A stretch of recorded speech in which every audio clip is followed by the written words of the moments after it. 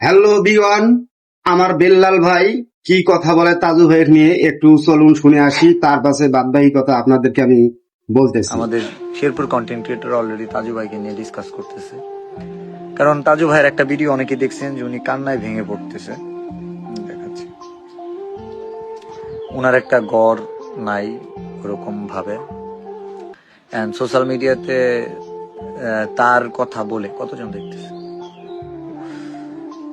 আমি অলরেডি একজনকে ভিডিও পাঠাইছি, সৈয়দ গফুর ভাইকে, উনি দেশের বাইরে আছে। আমাদের শেরপুর টিম থেকে অলরেডি মেসেজ দিছে, ভাই বাড়ি করে দিলে খারাপ হয় না, চলেন আজকে বের হই। আসলেই যে কথাটা বেল্লাল ভাই বলছে, বলে তাজু ভাইয়ের আসলে একটি ঘর নাই।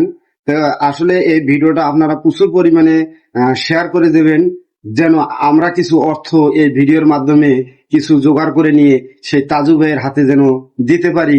অবশ্যই একটু ভিডিওটা শেয়ার